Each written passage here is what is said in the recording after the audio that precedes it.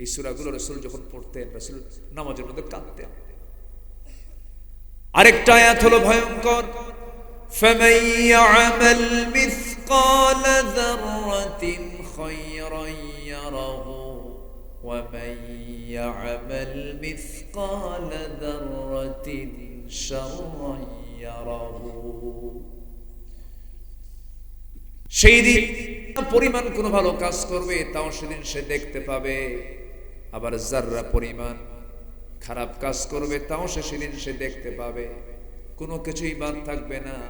যাররা বলা হয় যা খালি চোখে দেখা যায় না,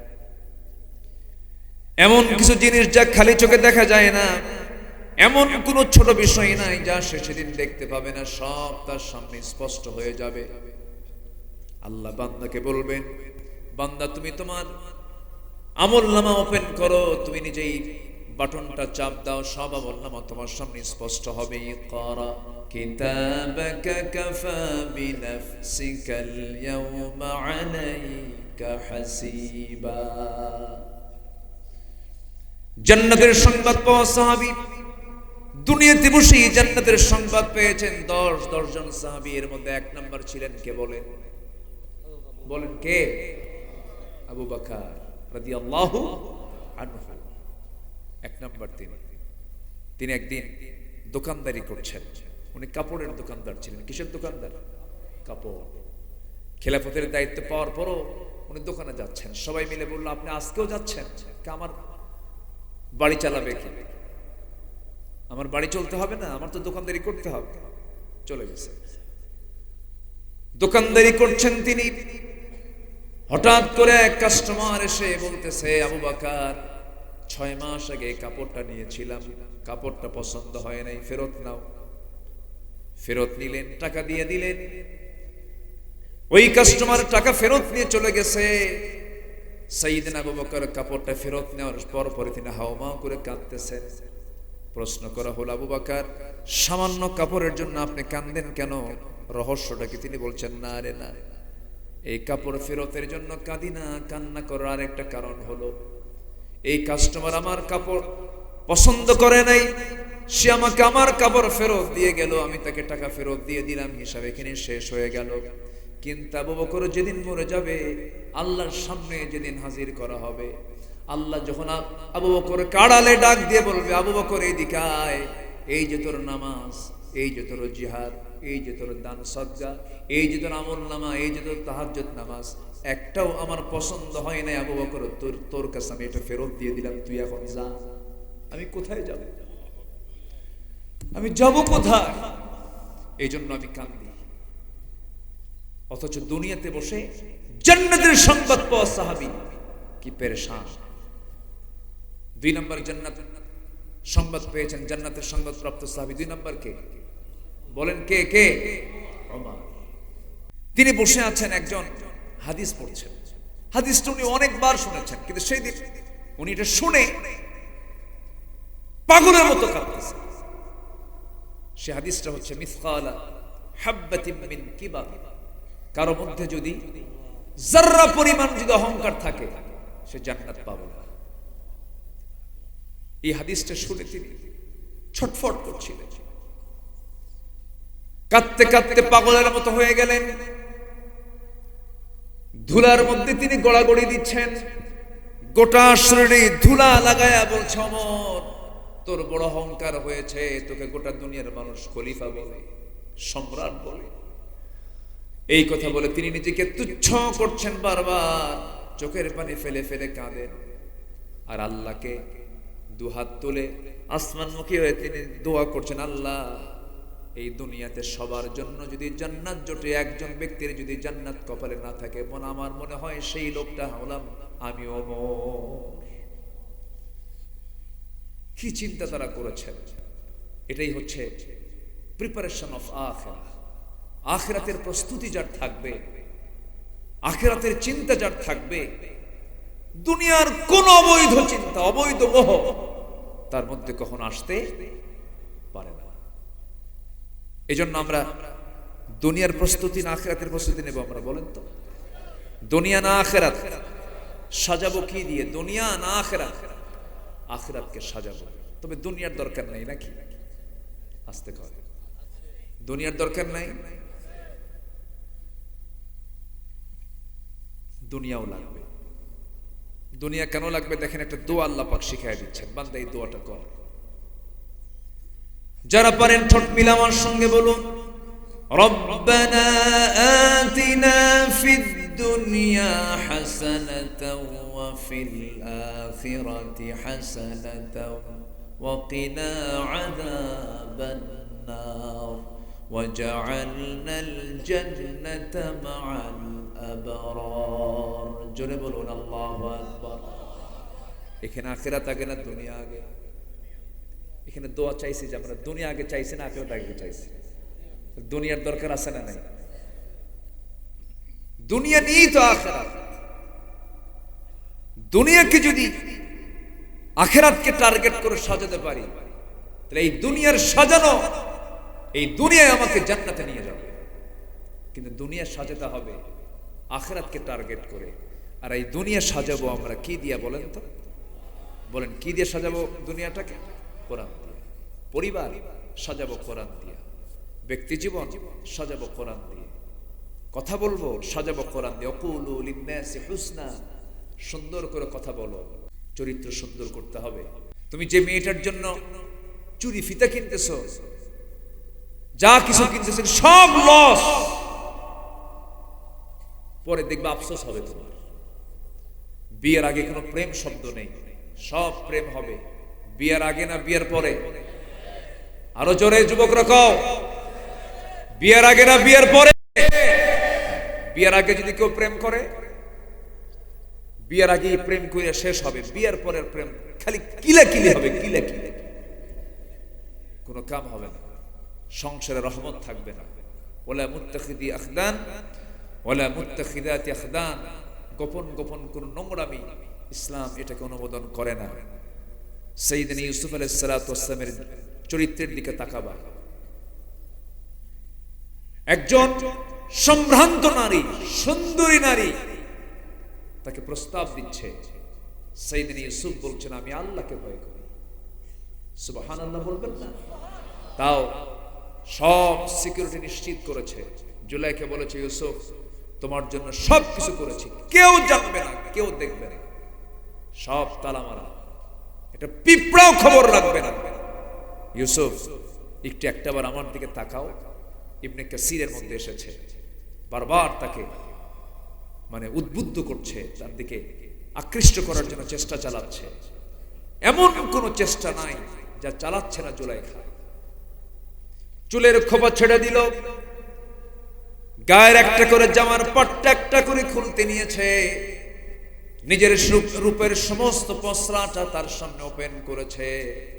ইউসুফ আলাইহিস সালাম কাঁপতে কাঁপতে পিছপা হতে হতে দেয়ালের সঙ্গে তার পিঠ ঠেকে গেছে, আর যেতে পারছেন না, ভয়ে থরথর করে কাঁপতেছেন, চেহারা লাল হয়ে গেছে। এবার জুলাইখা বলে ইউসুফ তোমার চক্ষু কত সুন্দর টানা টানা।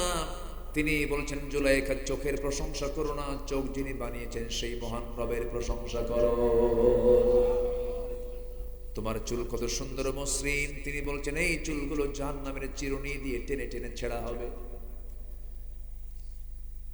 ইউসুফ তুমি অনেক সুন্দর, তুমি একজন সুপুরুষ, আমি তোমার কাছ থেকে মোহাব্বত পেতে চাই, ভালোবাসা পেতে চাই। তিনি বলছেন না না, অবৈধ পন্থায় কোনো ভালোবাসা হয় না, একমাত্র পন্থা অবলম্বন করতে হবে কখনো হবে না। একটাবারের জন্য তিনি তার দিকে তাকালেন না, চক্ষুটা নিম্নগামী করলেন, আল্লাহর কাছে মাফ চেয়ে আল্লাহর কাছে সাহায্য চাইলেন। চক্ষু বন্ধ করে সর্বশেষ চেষ্টা করে তিনি করলেন কি দরজার দিকে একটা দৌড় মারলেন, ভাবলেন দরজা খুলবে কিনা জানি না, কিন্তু 12টা দরজা, তালাবদ্ধ দরজা পটপট করে খুলে গেছে, বাইরে বের হয়েছেন। তাকে সম্পূর্ণ হেফাজত করলেন যিনি, তিনি আমার কে? বান্দা একটু চেষ্টা করবে, ওয়াল্লাযীনা জাহাদু ফীনা লানাহদিয়ান্নাহুম সুবুলানা। সাবিলের বহুবচন হলো সুবুল। যে বান্দা আমার পথে আসার জন্য চেষ্টা করবে, আমি তার জন্য একটা রাস্তা না অসংখ্য রাস্তা করে দেব। সব দরজা করে দিলেন। কোরআনটা ভালো করে বুঝতে হবে। হাদিসটা বুঝে, কোরআনটা বুঝে, রপ্ত করে আমার ইমানটা যেন মজবুত হয়, এমন জ্ঞান হাসিলের মধ্য দিয়ে সন্দেহ মুক্ত ইমান আনতে হবে। আল্লাহ কবুল করুন, জোরে বলে আমিন। হয়তো অনেকে ভাববেন, হুজুর এটা আপনি কি বললেন, আমার তো ইমান আছে। ভাই তো বলছেন আমার দাদা মুসলমান, আমার বাপ মুসলমান, আমিও মুসলমান। ভাবছেন আমি আপনার ওয়াজ শুনিনি? আপনার প্রত্যেকটা কথাই শুনেছি, খুব চমকপ্রদ কথা বলেছেন। অনেকে মনে করেন যে এরকম পৈতৃক সূত্রে বাপ ছিল, আমিও তো মুসলমান। কিন্তু না, আইডি কার্ড দিয়ে আপনি দুনিয়াতে মুসলমান, কিন্তু এই আইডি কার্ড দিয়ে কিয়ামতে চলবে না। আমল নিয়ে মুসলমানিত্বের পরিচয় দিতে হবে, ঠিক কিনা বলেন? এক ব্যক্তির আইডি কার্ড নাই, তো অফিসে গেছে, বলল যে আমার আইডি কার্ড দরকার, বানায় দেন। নাম হচ্ছে নিয়ামতুল্লাহ। কি নাম? নিয়ামতুল্লাহ। তো নামটা ভালো ঠিকঠাক মতো লিখে দিয়ে আসছে। যেদিন ডেলিভারি হবে সেদিন নিতে গেছে কার্ড, কার্ড হাতে নিয়ে দেখে লেখা হলো নাউজুবিল্লাহ। কি নাম? নাউজুবিল্লাহ। এখন দুনিয়াতে আপনি মুসলমান আপনার আইডি কার্ডে, কিন্তু কি মুসলিম, কিন্তু আখিরাতে গিয়ে আপনার আল্লাহর তালিকায় লেখা আছে ও মুসলিম। কি লেখা আছে? ও মুসলিম। লাভ হলো? হলো। ইমান আলী নামও আছে মানুষের। আমার দেশে বহু লোকের নামই হলো ইমান আলী, নামাজ পড়ে না। নাম হলো ফজর আলী, ঘুম থেকে 10টার দিকে ওঠে, নাম রাখছে কি? ফজর ওঠে কয়টায়? 10টায়। নাম কি রাখছে? ফজর। নাম হলো আতর আলী। কি নাম? গোটা গায়ে গাজার গন্ধ, টাচই করা যায় না, গাজার গন্ধে কাছে যাওয়া যাচ্ছে। নাম কি রাখছে? আতর। নাম রাখছে হচ্ছে হিম্মত আলী, সাইকেলের চাকা একটু বাস চলি সিট হয়ে পড়ে। নাম কি? হিম্মত আলী। নাম হলো বাদশা মিয়া, ভিক্ষা ভিক্ষা কি করে?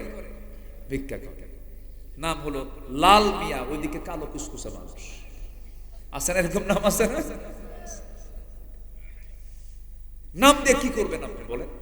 বংশ দিয়ে কি করবেন? আমার নবীর বংশ কুরাইশ, আবুল আহাবের বংশ কুরাইশ, আবু জেহেলের বংশ কুরাইশ। লাভ কি? কোনো কিছু লাভ নাই। অনেকে বলে ভালো জানেন উনি সৈয়দ বংশের মানুষ। আছেন এরকম? আছেন এরকম? বংশের বড়াই করে না। নবীর বাপ হয়েও লাভ নাই, নবীর বাপ হয়েও, নবীর ছেলে হয়েও লাভ নাই। নবীর বাপ ছিল হলো আজম, তাও ছোটখাটো নবী। জাতির পিতাকে আরো জোরে, আরো জোরে আবার বলেন। বারবার কেন বললাম? বলে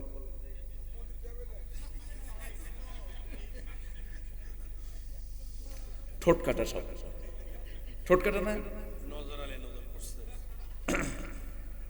আলহামদুলিল্লাহ, বলি আলহামদুলিল্লাহ। খুব সুন্দর। হায় হায় হায় হায়। 6 আগস্টের দিন এক বেচারি একদম মাথার উপরে যা বসে আছে, ভাঙতেছে। ডক্টর ইউনূসকে প্রশ্ন করা হলো, সাংবাদিক বলল যে এই যে মূর্তিগুলো ভাঙতেছে আপনার কমেন্ট কি? কে আমারে প্রশ্ন করেন? কে এই প্রশ্ন তার বেটিকে করেন? এই প্রশ্নের জবাব কি আমি দেব নাকি? তার সকল অপকর্মের খেসারত হচ্ছে এটা, আমাকে প্রশ্ন করেন কেন? জোর করে চাপিয়ে দেওয়া যায় না। রাজত্ব, আপনি রাজত্ব জোর করে দখল করার চাইতে মানুষের মনের রাজত্ব জয় করুন। মনোজগতের সম্রাট হন। আল্লামা সাইদি তিনি হচ্ছেন এই দেশের অগণন মানুষের হৃদয় রাজ্যের রাজা। আমি এরকম মানুষ বাংলাদেশের সেকেন্ড আর আমরা পাবো কিনা জানি না। আল্লাহু আকবার। গাঁজা খায় তাও কাঁদে, মদ খায় সাইদির জন্য কাঁদে। যে দল ক্ষমতায় ছিল ওই দলের লোক, ঠিক কিনা? এই জন্য মনোজগতের রাজত্ব আমরা দখল করবো, জোরে বলি ইনশাআল্লাহ। হযরত ওমর কি সম্রাট ছিলেন। তিনি ভালো না মন্দ এটা যাচাই করার জন্য জনগণের মধ্যে ঢুকতেন, একা একা ঢুকতেন, নিজের পরিচয় আড়াল করে ঢুকে পড়তেন, আমি কতটুকু ভালো। একদিন ঢুকছেন, ঢুকে জনগণকে দেখতেছেন। এক ঘরের সামনে গিয়ে মহিলার একটা আওয়াজ তার কানে আসলো, মহিলা কি যেন কয়।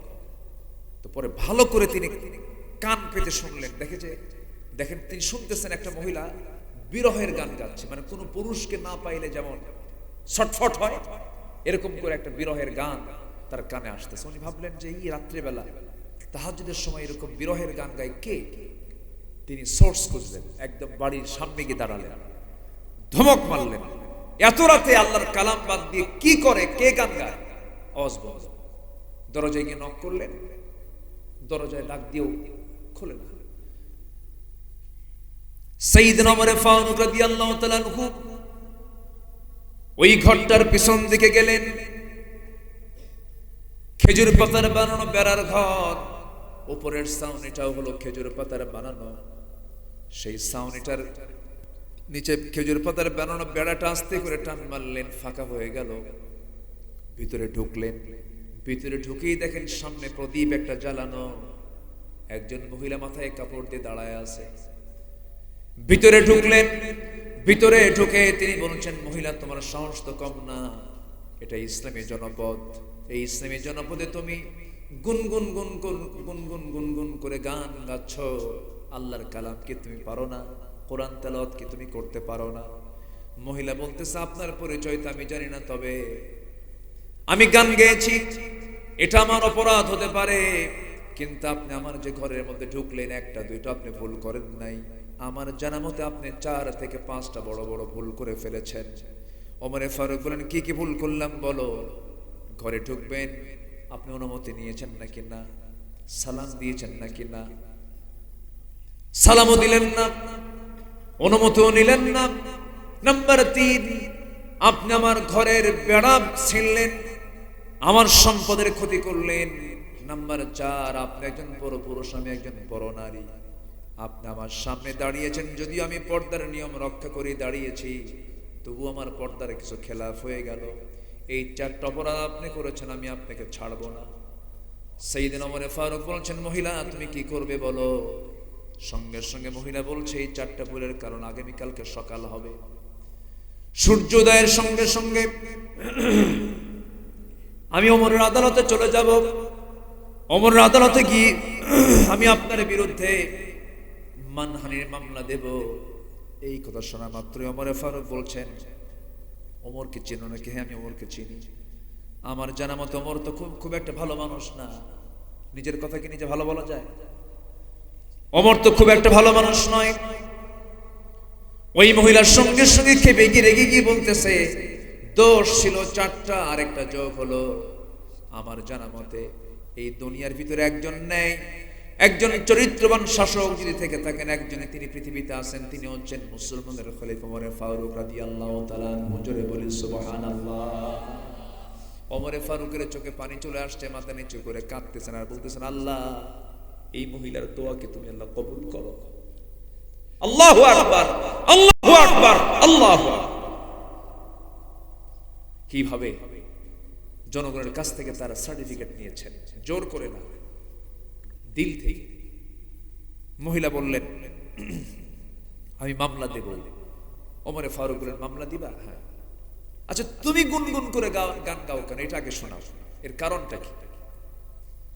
মহিলা বলতেছেন, আমার গান গাওয়ার হেতু হলো, আজ থেকে 4 মাস আগে আমার স্বামীর সঙ্গে আমার প্রথম বিয়ের পর সাক্ষাৎ হয়।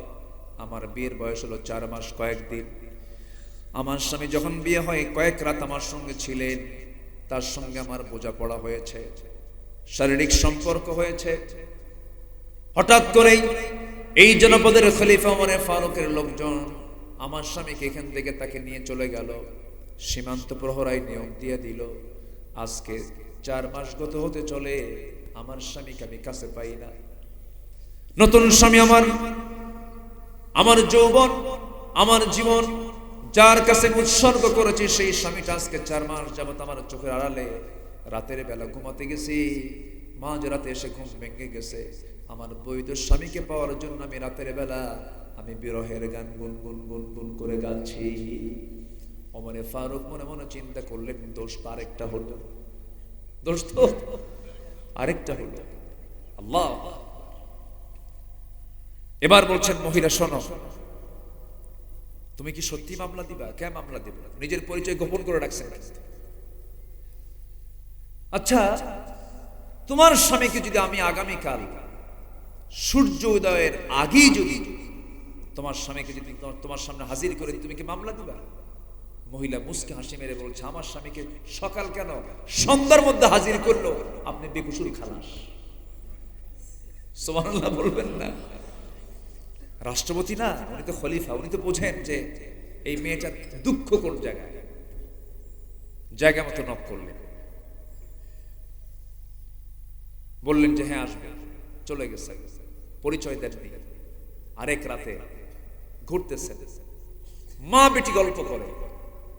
মা বলে, মা মেয়েকে বলে, মেয়ে আমার আগামীকালকের বাজার কেমন হবে? দুধ তো কম, দুধের মধ্যে পানি মিশাও, দুধের মধ্যে পানি মিশাও। মেয়ে বলছে, মা এই কাজ কোনো ক্রমেই করা যাবে না, এটা গুনার কাজ। মা বলতেছে, এখানে কি ওমর আছে? এখানে তো ওমরের কোনো লোক নেই, ওমরও নাই, পানি মিশাও। মেয়ে বলতেছে, মা আমার জীবন চলে যাবে, এই হারাম কাজ আমার দ্বারা সম্ভব নয়, আল্লাহ দেখছেন, আল্লাহ দেখছেন। সোজা চলে গেছেন বাড়িতে। বাড়িতে গিয়ে বললেন, আমার বউ এদিকে আসো, ছেলে বউ পাইছি। সুবহানাল্লাহ বলবেন না? কি বউ পাইছি? ছেলের বউ পাইছি। আল্লাহু আকবার। স্ত্রী বলছেন, আমার স্বামী ছেলে বউ রাত্রেবেলা কই পাইলেন? রাত্রেবেলা ছেলে বউ খুঁজে পায়? হ্যাঁ গেছিলাম। কোথায়? কমক একটা এলাকায়, ওরা দুধ বেচে খায়। সুবহানাল্লাহ। তাদের বিচারের পছন্দের মানদণ্ড ছিল হলো তাকওয়া। কি বলেন তো? কি তাকওয়া। দুধ বেচে খায়, দুধ বেচে খায়। সে বাড়িতে আপনি কেমনে রাত্রিবেলা কি দেখলেন? কিন্তু আমি দেখি নাই তো, শুনেছি। এক মেয়ে বলে তার মাকে, মা দুধে পানি মেশানো যাবে না, দুধে পানি মেশালে আল্লাহ দেখে ফেলবেন, গুনাহ লিখবেন। আর মা বলে, এখানে তো ওমর নাই। সে মেয়েটা আল্লাহকে খুব ভয় করে। ওই ক্ষুধাভীরু মেয়েটাই আমার ছেলের জন্য দরকার। আমার ছেলেকে ওই দুধ বিক্রেতার মেয়ের সঙ্গে বিয়ে দিতে হবে। জোরে বলেন সুবহানাল্লাহ, আরো জোরে বলে সুবহানাল্লাহ। এই ছিল তাদের জীবন। তাদের চিন্তা ছিল দুনিয়া না আখিরাত। বলেন দুনিয়া না আখিরাত? আখিরাত ছিল। আমার ভাইয়েরা, তাহলে নাম্বার 1 হলো ঈমান আনতে হবে, নিখুঁত ঈমান। যে ঈমানের ভিতরে কোনো সন্দেহ থাকবে না, কোনো শিরিক থাকবে না, কোনো জুলুম থাকবে না। আল্লাহ আরেক জায়গায় বলছেন, ওয়াল্লাযীনা আমানু ওয়া লাম ইয়ালবিসু ঈমানাহুম বিযুলমিন উলাইকা লাহুমুল আমনু ওয়া হুম মুহতাদুন। জোরে বলুন আল্লাহু আকবার। ঈমান যারা আনবে এবং ঈমানকে যারা জুলুমের দ্বারা আচ্ছাদন করবে না, জুলম আই শিরিক, শিরিকের দ্বারা আচ্ছাদন করবে না, তারাই হবে হেদায়েত প্রাপ্ত বান্দা। এই জন্য আমরা ঈমানটাকে কখনো শিরিক দ্বারা আক্রান্ত করব না, জুলুম দ্বারা আক্রান্ত করব না, কুফর দ্বারা আক্রান্ত করব না। ঈমান আনবো আমরা ভেজাল না নির্ভেজাল? নির্ভেজাল। ঈমানদার কি বেনামাজি হয়? আমার দেশে ঈমানদারগুলো বেশিরভাগ কি ঈমানদার কি হয়? বেনামাজি। কি একটা অবস্থা বলেন! বড় বেকায়দা না বলেন? এই বেকায়দার মুসলমান পৃথিবীতে খুব কম দেশই আছে, আমার দেশেই বেশি। মালয়েশিয়াতে অধিকাংশ নামাজ মানে মুসলমান নামাজি, আরবেও তাই। আরব দেশে ওরা নামাজ পড়ে, 5 ওয়াক্ত নামাজ পড়ে। কিন্তু আমার দেশে এত হাজার হাজার শ্রোতা।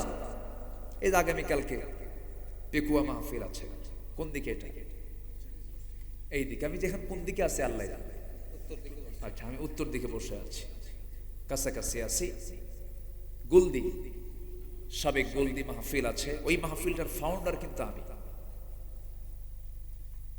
হ্যাঁ, ওই মাহফিল যখন শুরু হয় প্রথম নাহমাদুহু এটা আমাকে দিয়ে, আলহামদুলিল্লাহ, নগণ্য গোলাম আমাকে দিয়ে এটা শুরু হয়েছে। প্রত্যেক বছর আমাকে আসতে হয়। নিয়ামতুল্লাহ নিজামী ভালো, সে একজন ভালো প্রমোটার, উদ্যোক্তা, কাজ করে। দোষী গুণে তো মানুষ থাকে, তাই না? যে কাজ করে তারই তো দোষ হয়। সে ভালো একটা উদ্যোগ নিয়েছে, এটা একটা বিশাল সাহসিকতার পদক্ষেপ। আল্লাহ তুমি তার সকল খেদমতকে কবুল করো, জোরে বলি আল্লাহুম্মা আমিন। সম্মানিত ভাইয়েরা, সম্মানিত বন্ধুগণ, কি যেন বলতে নিয়ে ওইদিকে চলে গেল? হ্যাঁ, ও সুম্মা লাম ইয়ারতাবু। জি, আমরা ঈমান এনেছি, ঈমান এর ভিতরে যেন কোনো প্রকার ভেজাল না থাকে। এই যে আগামীকাল যে মাহফিলটা হবে, হ্যাঁ আগামীকাল যে মাহফিলটা হবে, লাখ লাখ মানুষ আসবে। সবাই কি নামাজি? আসতে পারে, সবাই কি নামাজি? যদি বলা হয় এখন মাগরিবের সময় আসুন আমরা এখন নামাজ পড়ি, কিছু কিছু শ্রোতা থাকবে বলবে আমরা কি নামাজ পড়ার জন্য আসছি? আমরা ওয়াজ শুনতে আসছি। তাহলে ওয়াজ শোনার শ্রোতা আছে, নামাজি নাই। আমার দেশে নামাজি শ্রোতা বেশি না বেনামাজি শ্রোতা বেশি? বেনামাজি শ্রোতা বেশি। ওয়াজ শুনতে শুনতে চোখে পানি, কান্দে, ওযু করো, ঠান্ডা, কি কি কি ঠান্ডা। এগুলো করবো না আমরা। আমরা নির্ভেজাল ঈমান আনবো, জোরে বলি ইনশাআল্লাহ। ঈমানদার নামাজি হবে। ঈমানদার কি হবে? কাফের নামাজি হবে না, বেনামাজি হবে। আল ফারকু বাইনাল মুমিন ওয়াল কাফির তারকুস সালাহ। কাফের এবং মুমিনের মধ্যে পার্থক্য সৃষ্টি হচ্ছে কি? নামাজ। কাফের নামাজ পড়ে না, ঈমানদার নামাজ পড়ে। আর আমার দেশের ঈমানদার রাখে নামাজ না পড়ি ঈমান সমাজ। দেখেন, ও আবার আরেক মুফতি ফতোয়া দিয়ে বসে আছে। এই জন্য আল্লাহ বলছেন সুম্মা লাম ইয়ারতাবু, কোন সন্দেহ নিয়ে ঈমান আনা যাবে না। আমরা পাকাপোক্ত ঈমান আনবো, জোরে বলে ইনশাআল্লাহ। জিকির করি লা ইলাহা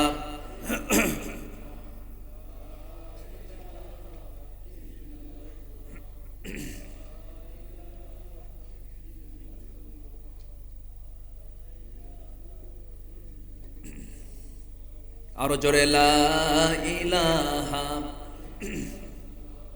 আরো জোরে লা ইলাহা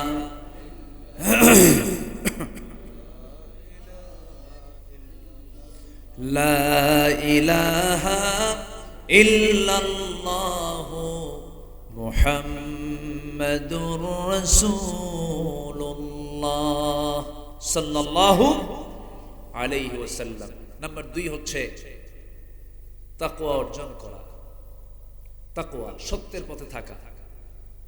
ইত্তাকুল্লাহ ওয়া কুলু কাওলান সাদীদা, আল্লাহকে ভয় করো আর সোজা কথা বলো। ঈমানদার কথা বলে আঁকা বাঁকা না, সোজা সোজা কথা। মিথ্যার কোনো আশ্রয় নেই, প্যাঁচপুস খাটায় কোনো কথা ঈমানদার কখনো বলে না। নাম্বার 3 হলো ন্যায় প্রতিষ্ঠা করা। নাম্বার 4 হলো দিনের সঠিক ইলম অর্জন করা। নাম্বার 5 হলো অধিক সংখ্যক নেক আমল করা। আমার আপনার জীবনে চলতে গিয়ে কিছু ভুল হতে পারে, কিছু পাপ হতে পারে, কিন্তু পাপের পরিমাণটা কম হবে, নেকের পরিমাণটা বেশি হবে। ওজন হবে না একদিন। ফাম্মা মান সাকুলাত মাওয়াজিনুহু ফাহুয়া ফি ঈশাতির রাদিয়া। আবার ওয়াম্মা মান খাফফাত মাওয়াজিনুহু ফাহুয়া ফি উম্মুহু হাওিয়া ওমা আদরাকা মা হিয়া নারুন হামিয়া। ওজন হবে। ভালো আমল যদি করি, সেটার ওজন যদি বেশি হয়, এটা আমার জন্য জান্নাতের উপকরণ হয়ে যাবে, মাধ্যম হয়ে যাবে। আল্লাহ তুমি আমাদের বেশি করে নেক আমল করার তৌফিক দিয়ে দাও। গুনাহ কি হবে না? আমাদের গুনাহ হবে না? আসতে বলে, গুনাহ হবে কিনা বলেন? আমি তো বান্দা, আমার তো গুনাহ হবে। গুনাহ হতেই পারে, অস্বাভাবিক কিছু নয়। কিন্তু আল্লাহ বলছেন, বান্দা গুনাহ করেই যদি তুমি চোখের পানি ফেলো আর যদি সিদ্ধান্ত নাও যে আল্লাহ আমি এই গুনার জীবনে করব না, আল্লাহ বলেন তোমার এই সিদ্ধান্তের কারণে ইউবাদদিলুল্লাহু সাইয়্যাতিহিম হাসানাত, তোমার যত গুনাহ করেছে সমস্ত গুনাহগুলোকে আমি আল্লাহ সওয়াব দিয়ে পাল্টায় দেব। কার কথা এটা? আল্লাহর কথা। কি কি অফার দিচ্ছেন আল্লাহ, বান্দা তুমি যে গুনাহগুলো করছো এই গুনাহগুলো আমি তোমার জন্য কি করব? সওয়াব দিয়ে পাল্টায় দেব। সাইয়্যাতিহিম হাসানাত।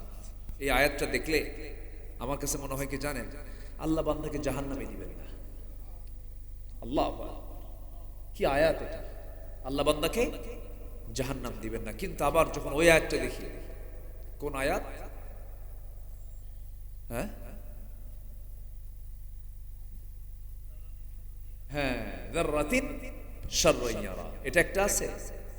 আরেকটা হচ্ছে জব্বার কার নাম বলেন তো? জব্বার কার নাম? কাহার কার নাম? আল্লাহ। বলেন তো জব্বার আর কাহারের মধ্যে কোনো দয়া আছে? আছে? দয়া আছে? বলেন তো। জব্বার আর কাহার এই দুটো শব্দ এত ভয়ঙ্কর, আল্লাহ তাআলা সবগুলো বুঝে বুঝে নেবেন। এই দুটা নামের ফলাফল এটাই পাওয়া যায়। কিন্তু রহমানের কাছে যখন যাই কি তখন মনে হয় যে না, আল্লাহ আমাকে মাফ করবে। আমার নবীজি মাঝে মাঝে সেজদায় পড়ে অজরে ঝাড়ায় কাঁদতেন। আম্মা জান আয়েশা বলতেন, ইয়া রাসূলুল্লাহ আপনি তো কাঁদেন কেন? রাসূল বলতেন, আয়েশা লাইয়ান জুহাদু মিনকুম, কেউ নাজাত পাবে না, আপনি আমিও নাজাত পাবো না, ইল্লা আইয়াতাগাম্মাদানি আল্লাহ, আল্লাহ পাক আমাকে রহমতের চাদর দিয়ে আমাকে বেষ্টন করবেন, আমাকে মাফ করে দিবেন। এই জন্য আমরা আখিরাতকে প্রাধান্য দিয়ে চলব, প্রিপারেশন রাখবো যেন আমার আখিরাতটা আমার কি হলো এই চিন্তাটা মাথায় নিয়ে আমরা সর্বক্ষণ চলবো। জোরে বলি ইনশাআল্লাহ। বিশেষ করে হাত, পা, চোখ, নাক, কান, অঙ্গ প্রত্যঙ্গ এগুলোকে আমরা কন্ট্রোল করার চেষ্টা করব। জোরে বলি ইনশাআল্লাহ। মাথা থেকে পা পর্যন্ত এই বডি কার কাছে থাকে? আমার কাছে না। এটা আমি নিজেই চালাবো। কার বিধান দিয়ে চালাবো? কার বিধান দিয়ে? আল্লাহর বিধান দিয়ে। আমার বন্ধুগণ, নাম্বার 6 হলো জীবনের সকল জায়গায় ধৈর্যের পরিচয় দেব আমরা। ধৈর্যশীল যদি হতে পারি আমার জন্য বিশাল পুরস্কার আছে। এই দুনিয়াতেও আছে, আখিরাতেও আছে। ধৈর্য যার নাই সব কাজে সে ঠেকে যাবে, আটকে যাবে। ব্যবসা করতে গেলে ধৈর্য লাগে, নামাজে ধৈর্য লাগে, কর্মে ধৈর্য লাগে, যে কোনো কাজেই ধৈর্যের প্রয়োজন হয়ে যায়। ধৈর্য ছাড়া কোনো কিছু অর্জন করা যায় না।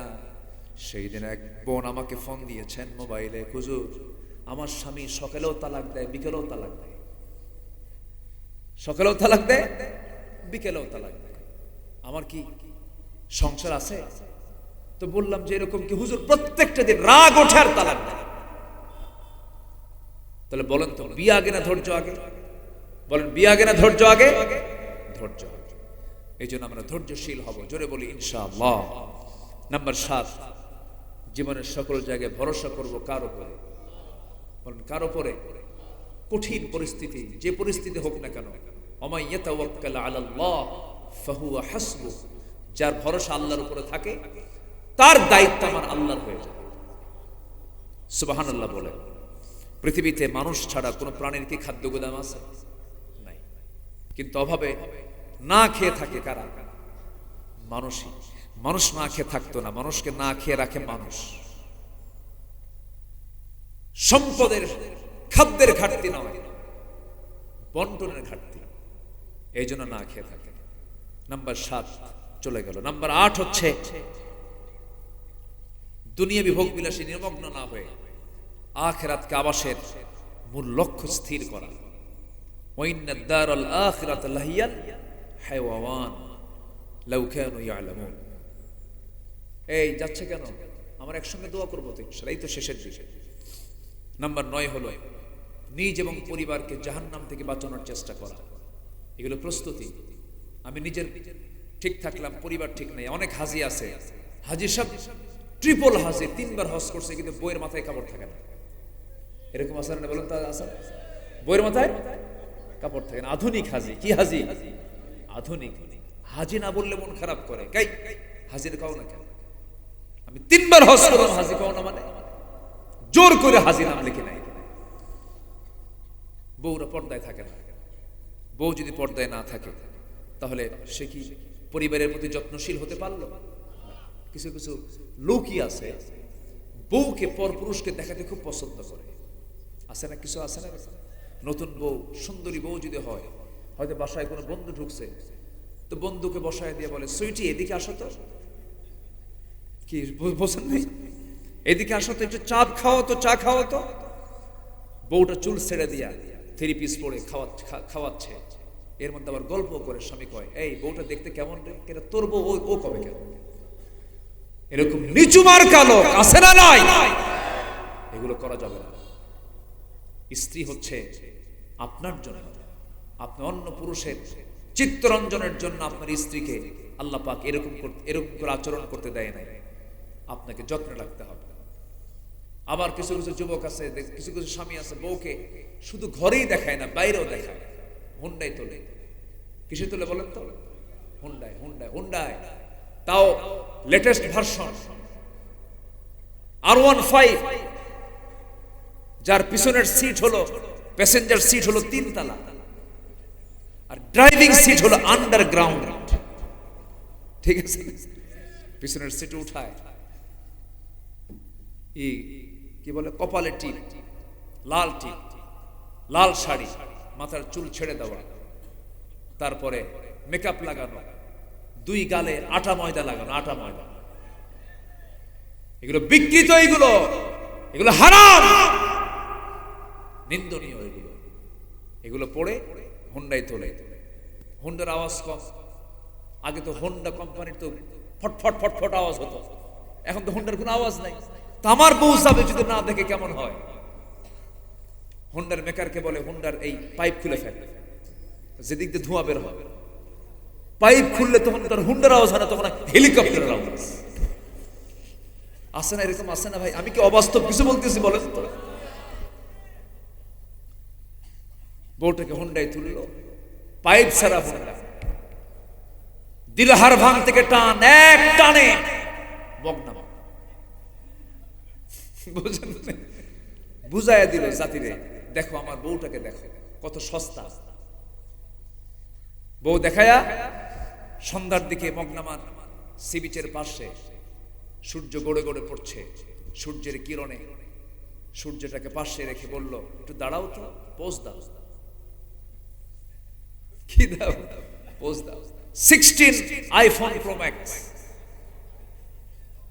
ছবিটা তুললো, ছবিটা তুলে ফেসবুকে পোস্ট করে লিখলো, ক্যাপশন অথবা টাইটেল লিখলো, প্রিয় বন্ধুরা, ফেসবুক বন্ধুরা, আসুন আমার বউটাকে সবাই মিলে জামাতের সাথে দেখি। জোরে বলুন নাউজুবিল্লাহ। এরা কি মানুষ? ওরা কি মানুষ হতে পারে? এগুলো মানুষ হতে পারে? রাসূল বলছেন, নিজের যত্ন নাও, পরিবারের যত্ন নাও। আমার নবীজি একদিন ফাতিমা কথার আওয়াজ বাহির থেকে শুনলেন, দৌড় মেরে চলে গেলেন। ফাতিমা, কথা সংযত করো, তোমার কথার আওয়াজ আমি বাহির থেকে শুনতে পেলাম। আব্বা, ভুল হয়ে গেছে, মাফ করে দাও। কি যত্ন নিয়েছেন? রাসূল বসে আছেন, পিছনে আম্মা জান আয়েশা, এক অন্ধ সাহাবী রাসূলের সঙ্গে দেখা করার জন্য আসতেছেন। রাসূল বলেন, আয়েশা ভিতরে যাও। সাহাবী আসতেছে। হুজুর, যে আসে ও তো চোখে দেখে না, কিন্তু তোমার চোখ নাই, সুবহানাল্লাহ বলবেন না? তোমার কি চোখ নেই? যাও ভিতরে। ভিতরে পাঠায় দিলেন। আছে দরকার, আছে যত্ন নেওয়ার দরকার আছে। মেয়েগুলোকে লক্ষ্য করতে হবে। আমার নবীজি পরিবারের ব্যাপারে খুব যত্নশীল ছিলেন।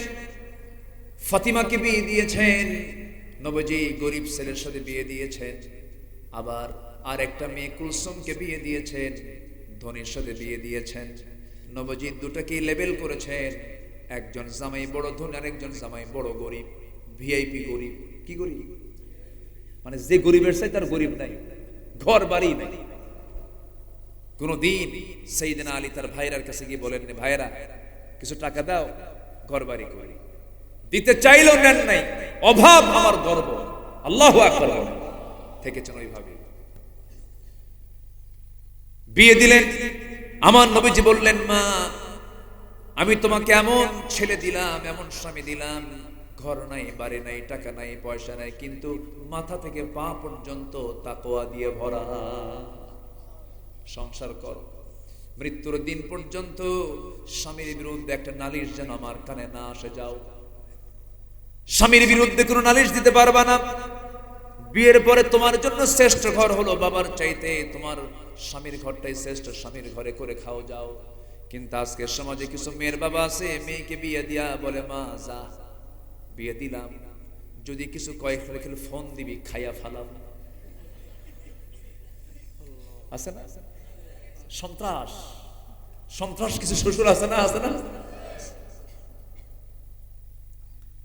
অনেক বাপ মা সন্তানকে নষ্ট করে, অনেক বাপ মার জন্য মেয়ের সংসার হয় না। আছে না? নাই? হেডম দেখায়। কি দেখায়? হেডম, অহংকার দেখায়। আমার নবীজি বিশ্ব নবী, বিশ্বসভার সভাপতি, মেয়েকে বিয়ে দিলেন, বললেন স্বামীর বিরুদ্ধে একটা নালিশ আমি শুনবো না। নবীর সামনে একদিন ফাতিমা বসে বসে নামাজ পড়ছেন। রাসূল বলছেন, মা বসে বসে নামাজ পড়ো কেন? তোমার তো বয়স কম, তুমি তো যুবতী মেয়ে। কাব্বা, আমি কখনো বসে বসে নামাজ পড়ি না, দাঁড়িয়ে দাঁড়িয়ে নামাজ পড়ি, কিন্তু আজকে বসে নামাজ পড়ার হেতু হলো, কারণ হলো আমার পরনে যে জামাটা দেখতেছেন, জামার পিছনে একটু তালিওয়ালা ছেঁড়া যুক্ত। যদি আমি দাঁড়িয়ে নামাজ পড়তে যাই, আপনার চোখে ওই তালি অংশটুকু চোখে পড়তে পারে। হয়তো মনে মনে ভাববেন, আমার মেয়ে ফাতিমার গায়ে ছেঁড়া কাপড়, মনে হয় আমার জামাই আলী আমার মেয়েকে কাপড়ে কষ্ট দেয়। এতটুকু দোষ আপনার সামনে প্রকাশ পেয়ে যাক, আমার স্বামীর দোষটাকে গোপন করার জন্য আমি ফাতিমা আপনার বাড়িতে এসে বসে বসে নামাজ পড়ি। জোরে বলি সুবহানাল্লাহ। একদিন ফাতিমা রাদিয়াল্লাহু আনহা তার স্বামীর সঙ্গে পরামর্শ করে এসেছেন, স্বামীকে না বলে আসেন নাই। এসে বলছে, আব্বা আপনি রাষ্ট্রপ্রধান, আপনার কাছে কত মানুষ আসা যাওয়া করে, দেখুন তো আপনার মেয়ের ঘরটা কাঁচা, ঘর ফ্লোরটা কাঁচা, দুটো নাতি আপনার একা কাজ করতে হিমশিম খেয়ে যাচ্ছে। আব্বা দেখুন তো একটা খাদেম দেওয়া যায় কিনা, একটা কাজের মানুষ দেওয়া যায় কিনা। নবীজি শুনলেন, শুনে কিচ্ছু বললেন না, শুধু আস্তেই করে ডাক দিলেন। ডাক দিয়ে বসালেন, বসায় বলেন, ফাতিমা তুমি জানো না আমি কাকে সবচেয়ে বেশি ভালোবাসি? কাব্বা, আপনি আমাকে বেশি ভালোবাসেন। আমার নবীজি মেয়েদেরকে খুব পছন্দ করতেন। রাসূল ফাতিমাকে না দেখলে ছটফট করতেন। জুমার খুতবার মধ্যে ফাতিমার নামে দোয়া করতেন। বিশাল ব্যাপার।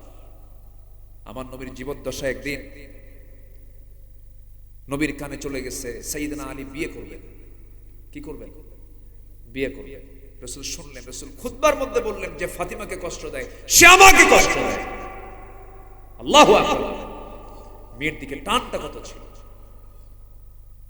আমার নবীজি বলছেন, ফাতিমা এদিকে আসো, তোমার আব্বা কোনদিন কাউকে দিয়ে কোনো কাজ করে নিয়েছে তুমি দেখেছো না? তোমার বাবার কাপড় বাবা নিজে ধোয়, তোমার বাবার ঘর বাবা নিজে ঝাড় দেয়। সুবহানাল্লাহ বলবেন না? আমার নবীজির শুধু খাদেম নামে সাহাবী ছিল, কিন্তু খেদমত কেউ করতে পারে না। সাইয়েদনা আনাস বলেন, 10 বছর আমার মা আমাকে নবীর কাছে রেখে গেছেন, 10টা বছর ছিলাম, আমি খেদমত করব কখন? আমি আনাস, আমার খেদমত রাসূল নিজে করেছেন। জোরে বলি সুবহানাল্লাহ। রাসূল যখন মারা যাবেন, সাইয়েদনা আনাসের কান্না থামে না, সামনে থাকেনি, দূরে দূরে থাকে। রাসূল বলছেন, আমার আনাস গেল কোথায়? ধরে আনছে। রাসূল বলছেন, আনাস তুমি কষ্ট পাইছো মনে হয়, তুমি আমার থেকে দূরে দূরে থাকো। তুমি দূরে দূরে থাকো কেন? যদি কোনো কষ্ট পেয়ে থাকো আমাকে মাফ করে দিও। সাইয়েদনা আনাস বলছেন, ইয়া রাসূলুল্লাহ, আমি দূরে দূরে থাকার কারণ হচ্ছে আপনার কষ্ট আমি সহ্য করতে পারছি না। আপনি মারা যাবেন, আমি সহ্য করতে পারছি না, আমি তো আপনার খেদমতই করতে পারলাম না। আপনি আমাকে গ্লাস আনতে বলেন না, আপনি আমাকে কাপড় আনতে বলেন না, আমি নাকি খাদেম আপনার? আমার মন চায় আমি যুগ যুগ ধরে আমি আপনার খেদমত করে যা, আপনি যুগ যুগ বেঁচে থাকেন। রাসূল বললেন, আনাস আমার তো মৃত্যুর সময় হয়ে গেছে, আমি মরে যাব। সাকরাতুল মাউতের লক্ষণ চলে আসছে, যন্ত্রণা শুরু হয়ে গেছে, মালাকুল মউত চলে আসবে। তোমার যখন এত আশা, খেদমত করতে চাও, আমি আল্লাহকে বলবো, আল্লাহ আমার জান্নাতের বন্ধু তুমি আমার আনাসকে করে দিও, সে যেন খেদমত করতে পারে। আল্লাহু আকবার। নবীজি যেখানে গেছেন সেখানে আদর্শ রেখে গেছেন। আল্লাহু আকবার বলেন। রাসূল পরিবারের প্রতি খুব যত্নশীল ছিলেন। ছেলেগুলো কি করে, মেয়েরা কি করে, নাতিরা কি করে, স্ত্রীরা কি করে, স্ত্রীরা কি করছে, সব খবর রাখতেন। 4 স্ত্রীর সামনে বসা, নবীর সামনে 4 জনে গন্ডগোল লাগছে, আমাকে রাসূল বেশি ভালোবাসেন, আমাকে রাসূল বেশি ভালোবাসেন, 4 জনের সমানভাবে বলে। এসে একসঙ্গে বলতেছে, হুজুর আমাদের 4 জনের মধ্যে গন্ডগোল লাগছে, আপনি কাকে সবচেয়ে বেশি ভালোবাসেন? রাসূল বুঝতে দিতেন না, সবাইকে সমান করে দেখতেন। জোরে বলি সুবহানাল্লাহ। কি চরিত্র! রাসূল বললেন, শুনতে যদি চাও কালকে সকালে শোনাবো। কালকে সকালে শোনাবে কাকে বেশি ভালোবাসে। রাত হয়েছে, অন্ধকারে আম্মা জান আয়েশার ঘরে গিয়ে 2টা খেজুর নিয়ে বললেন, আয়েশা আমি তোমাকে খুব পছন্দ করি, এই 2টা খেজুর দিয়ে গেলাম, কিন্তু তোমাকে যে পছন্দ করি তুমি 2টা খেজুর দিয়ে গেলাম এটা যেন কেউ না জানে। দ্বিতীয় স্ত্রীর ঘরে গিয়ে একই আচরণ করল, তৃতীয় চতুর্থ সবগুলোর সঙ্গে একই আচরণ করে 2টা করে খেজুর দিয়ে চলে আসলেন। পরদিন সকালবেলা বসে আসলেন, 4 জনই চলে আসছে।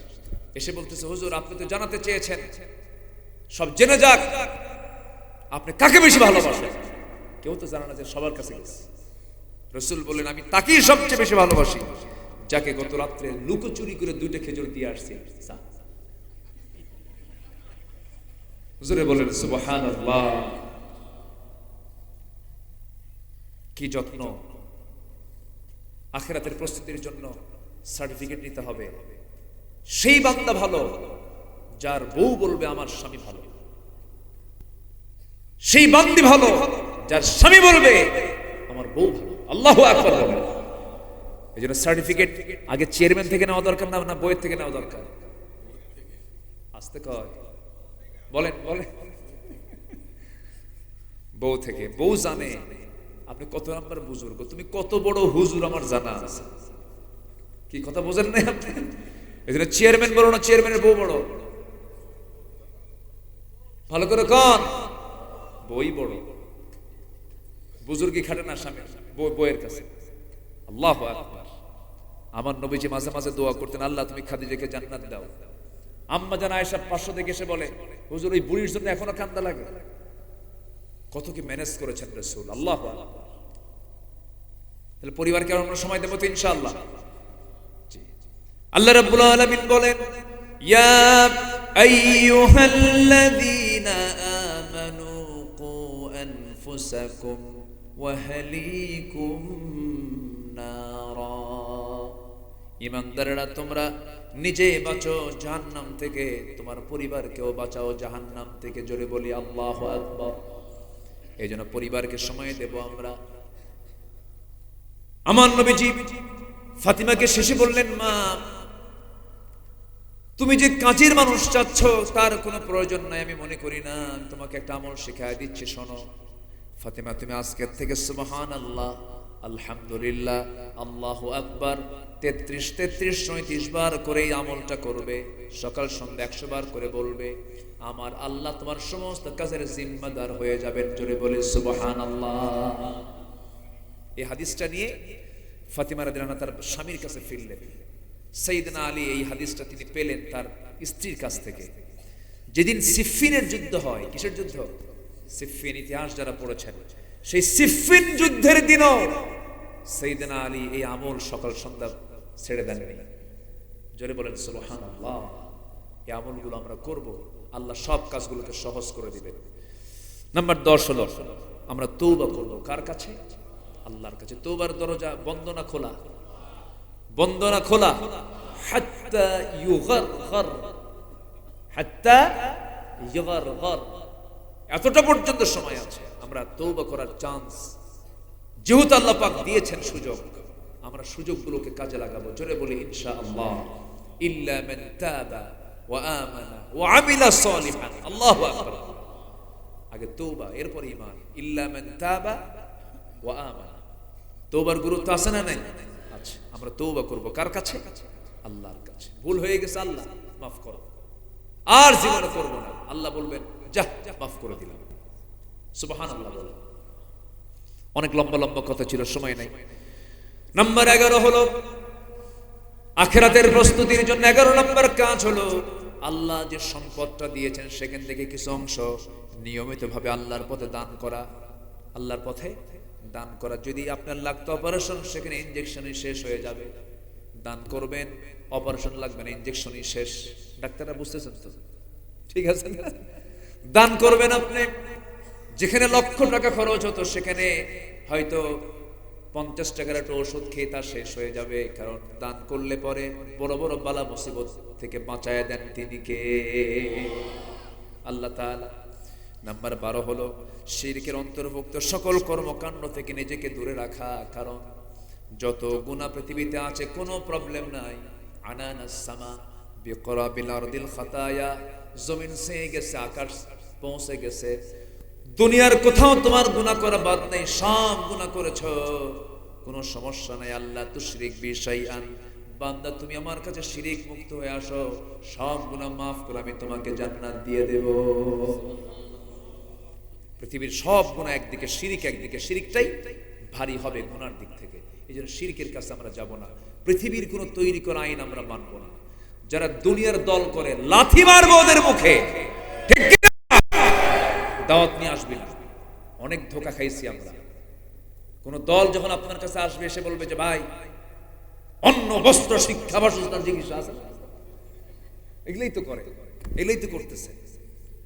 সাপা সুবা যা মারে মারো, সোজা দৌড় মারবেন, বলবেন যে তুমি কি আল্লাহর আইন চাও? হ্যাঁ চাই। ওকে, আমি আছি তোমার সাথে। তুমি কি আল্লাহর আইন চাও? না, তাড়াতাড়ি ভাগ এখান থেকে, ঠিক কি না? তোর সঙ্গে আমার কোনো আপোষ নাই। সোজা, আমরা সোজা হয় কথা। ওয়াকুলু কাওলান সাদীদা, যা বলবো সোজা কথা বলবো, ইনি বিনে প্যাঁচপুস খাটায় লাভ নেই। আমরা এই দেশে বহু ধোঁকাবাজদের ধোকায় পড়েছি, আমরা আর ধোঁকাবাজদের ধোকায় পড়তে চাই না। জোরে বলি ইনশাআল্লাহ। আগামীর দেশ হবে ইসলামের দেশ। জোরে বলি ইনশাআল্লাহ। আরো জোরে বলি ইনশাআল্লাহ। নাম্বার 13 হচ্ছে আল্লাহ প্রদত্ত একমাত্র সঠিক পথের অনুসরণ করা। আল্লাহ প্রদত্ত একমাত্র সঠিক পথ কোনটা বলেন তো? ইহদিনাস সিরাতাল মুস্তাকিম। ইসলাম ছাড়া অন্য কোন লাইনে যাওয়ার কোনো প্রশ্নই নাই।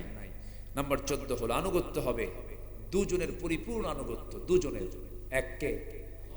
নাম্বার 2 হচ্ছে মুহাম্মদ সাল্লাল্লাহু আলাইহি ওয়াসাল্লাম, আতিউল্লাহ ওয়া আতিউর রাসূল ওয়া উলিল আমরি মিনকুম ফাইন তানাযাআতুম ফি শাইইন ফারদুহু ইলা আল্লাহি ওয়া রাসূল ওয়া উলিল আমরি মিনকুম। ওখানে ওয়া আতিউ আসে নাই, আতিউল্লাহ ওয়া আতিউর রাসূল। যেখানে আলেম ওলামা আছেন তাদেরকে আমি বলতেছি কথা। আচ্ছা, গেল নাম্বার 15, সর্বশেষ যেটা, হ্যাঁ 14। নাম্বার 15 হলো সর্বক্ষণ মহান আল্লাহর সামনে দাঁড়ানোর ভয়। আল্লাহর সামনে আমার দাঁড়াতে হবে, আমি আল্লাহর সামনে দাঁড়াবো, এই ভয়টা হৃদয়ে লালন কর। এই ভয়টা হৃদয় কি লালন কর। আমি আল্লাহর সামনে একদিন কি দাঁড়াবো, আল্লাহ আমাকে ধরবে, আল্লাহ আমাকে পাকড়াও করবে। আল্লাহর সামনে আমি লজ্জায় দাঁড়াতে চাই না, সম্মান নিয়ে দাঁড়াতে চাই।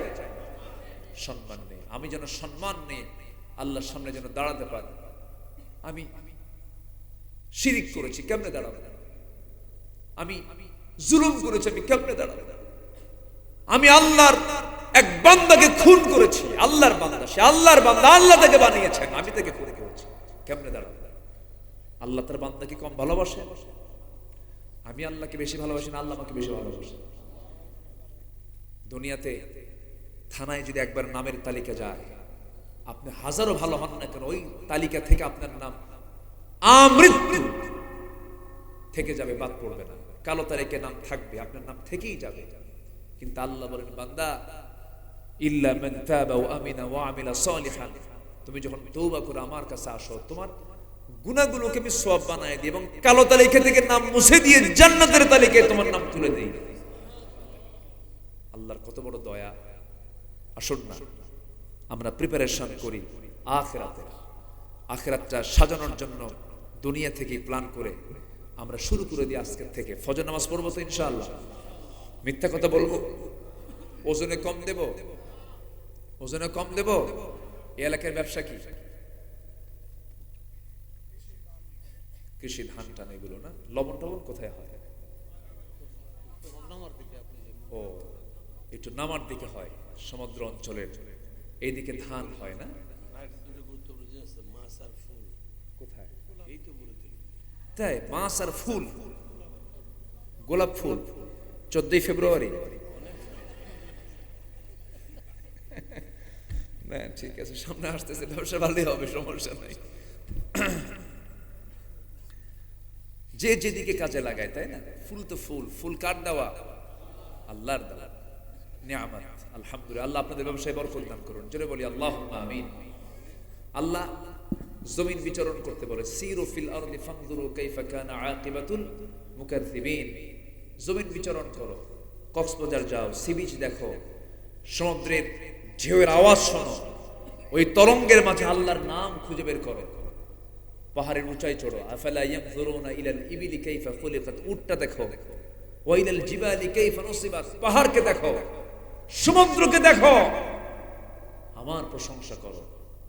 আর কক্সবাজারের সি বিচে কেবলার দিকে দুই ঠ্যাং থুইয়া এরকম করিয়া শুয়া থেকে চুলটুল ছেড়ে দিয়া মোরাকাবা মুশাহাদা, ঠিক আছে না?